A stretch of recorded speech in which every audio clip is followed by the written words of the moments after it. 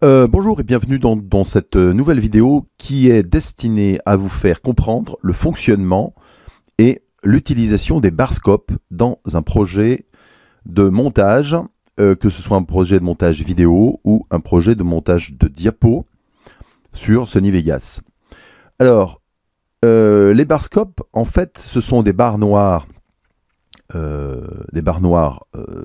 horizontales, hautes et basses, qu'on peut donc estimer en regardant ici. Voilà, que vous avez ici donc à droite dans la fenêtre de prévisualisation. Et ces barscopes sont soit générés automatiquement par Vegas, soit on les crée manuellement.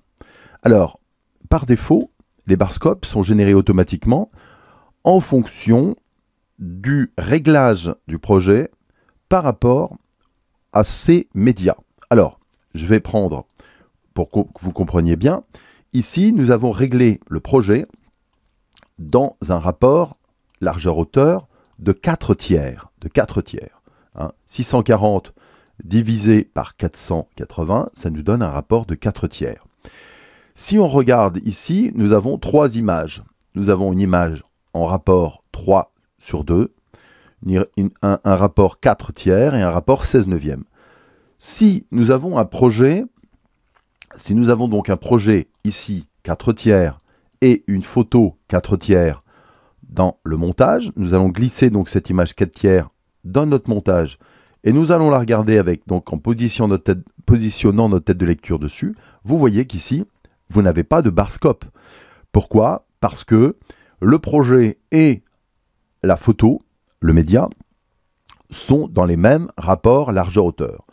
Par contre, si nous venons glisser une image 16 neuvième, ici dans notre montage, et que nous positionnons notre tête de lecture dessus, vous voyez que autant sur l'image 4 tiers, nous n'avons pas de barscope, autant sur l'image en rapport 16 neuvième, nous avons des barscopes. Et puis, vous voyez, et des barscopes d'une certaine dimension. Si nous prenons l'image en 3/2 et que nous la faisons glisser dans notre montage et que nous positionnons notre tête de lecture dessus, vous voyez qu'à nouveau, les barscopes ont été générés, mais qu'elles n'ont pas les mêmes dimensions. Ici, pas de barscope. Ici, image 16 neuvième, des barscopes d'une certaine dimension. Et ici, une image 3/2 avec des barscopes encore d'une autre dimension. Nous allons générer nos propres barscopes, d'accord, de façon à ce que, eh bien, tout simplement, on ait une unité dans la dimension des barscopes. Alors, pour cela, qu'est-ce qu'on va faire? On va aller créer une nouvelle piste. Alors, on fait un clic droit, insérer piste vidéo, et nous allons l'appeler ici barscope bas. Tout simplement, barscope bas. Pour générer un barscope, nous allons aller dans générateur de médias, couleur unie, et nous allons ici glisser ce carré, ce rectangle noir dans notre piste barscope. Alors vous pouvez appuyer sur la touche Shift pour éviter que cette fenêtre s'ouvre, parce qu'on n'en a pas besoin.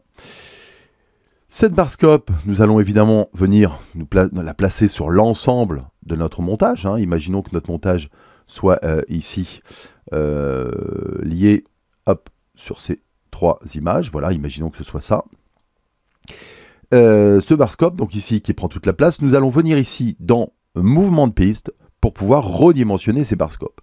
Alors, pour redimensionner ces barscopes, il va falloir faire la chose suivante.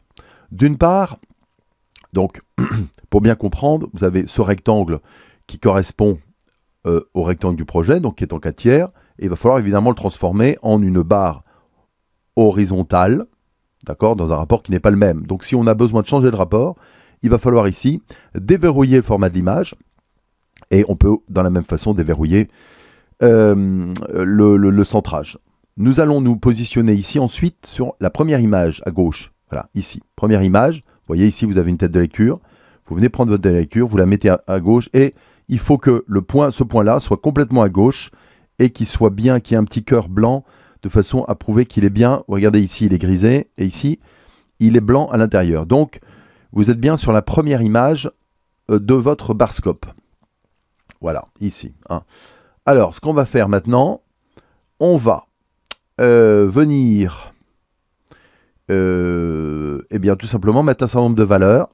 Alors, x à 0, y à 245, alors moins 245, alors pardon, ici moins 245, la largeur on la laisse ici, et la hauteur on la met à 125.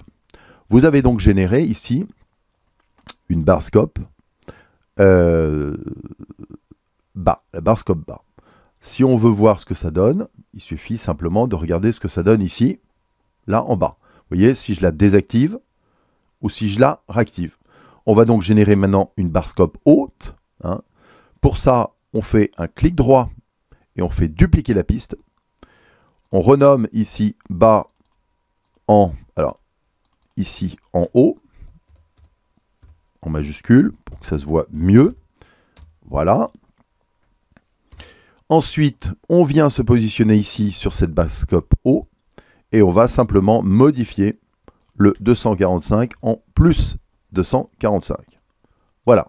Donc vous avez vu que maintenant, si je désactive mes barres scope, eh bien, on se retrouve avec mon image 4/3 sans barre scope, puisqu'elle correspond au paramètre 4/3 du projet. Par contre, si j'active les barres scope, eh bien, ça me permet d'avoir une uniformité entre l'ensemble des images.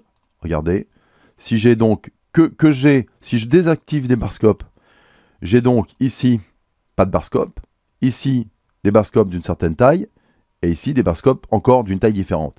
Si j'active mes barres scope, j'ai, quel que soit le format de mon image, j'ai uniformisé la taille des barres scope. Voilà, tout simplement. Voilà comment je réalise des barres scope dans mon projet. Alors faites bien attention d'avoir, si vous voulez, de faire attention ici, de n'avoir qu'un seul point clé. D'accord? Voilà.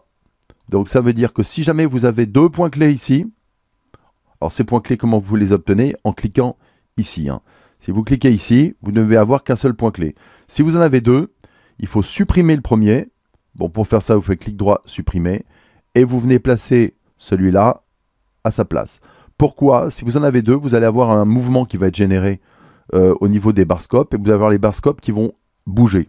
Donc, qui vont se déplacer. Donc ça, c'est pas bon. Vérifiez la même chose ici. Voilà, là, c'est bon. Vous avez vu, vous n'en avez qu'un.